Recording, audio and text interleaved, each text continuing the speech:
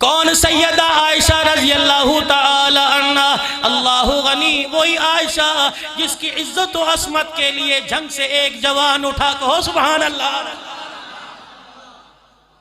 نعرے لگانے سے محبت کے تقاضے نہیں پورے ہوتے، میری بات سنو۔ کون؟ عائشہ رضی اللہ تعالی عنہ جس کی عفت پر دھبا آیا، اللہ اکبر، مٹانے کے لیے اللہ نے جنگ سے ایک جوان کو کھڑا کر دیا، جس کے چیچا وطنی سے ایک جوان کو کھڑا کر دیا، گڑھ مہاراجہ سے ایک جوان کو کھڑا کر دیا۔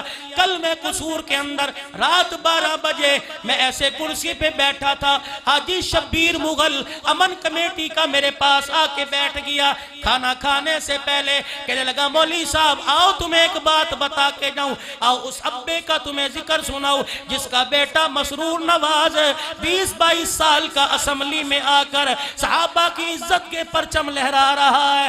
ابے کہ آؤ میں تجھے تذکرہ بتاؤں۔ میں نے کہا مولانا بتاؤ کیا بات ہے؟ حاجی شبیر مغل قسم اٹھا کے کہنے لگا جب مولانا حق نواز شہید ہوئے 23 مارچ کو پہلی مرتبہ امیر عظیمت کی یاد میں یادگار کے اندر کانفرنس کا انعقاد کیا گیا، جلسے کا انعقاد کیا گیا۔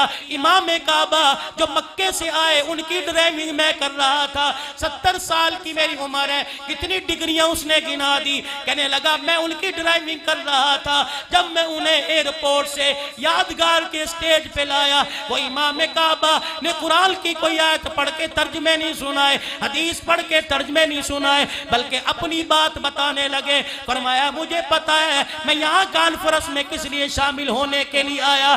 جس دن حق نواز جنگوی شہید ہوا تھا میں ریاض الجنہ میں نبی کے روزے کی جالی کے سامنے بیٹھا تھا، کسی نے میرے کان میں آ کے کہا وہ حریت کا پاسباں، وہ صحابہ کی عزت پر مر مٹنے والا، وہ امی عائشہ کے دوپٹے کی ناموس کی حفاظت کرنے والا، وہ شہید ہو گیا۔ میرے کان میں کسی نے آ کے کہا اللہ اکبر، میری آنکھوں سے آنسو جاری ہو گئے۔ امام کعبہ کہتے ہیں فرمانے لگے وہ کہہ کے چلا گیا، میں نے آنکھیں بند کر کے نبی کے روزے پر مراقبہ کرنا شروع کر دیا، دیکھو تو صحیح جن کی محبت میں کٹ کے آیا ان کے دربار میں کیا مقام ہے۔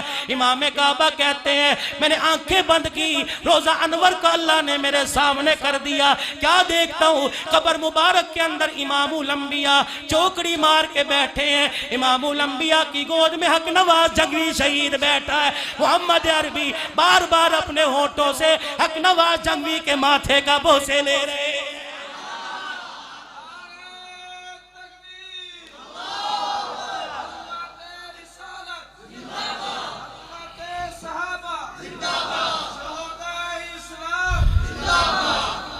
اور اگلی بات سنو، ابھی بھی مولانا عزیز الرحمان ہزاروی موجود ہے، الحمدللہ مہینے 2 مہینے میں ملاقات ہو جاتی ہے، ہمارے گھر ہمارا ابا بن کے سر پہ ہاتھ رکھنے کے لیے آتا ہے۔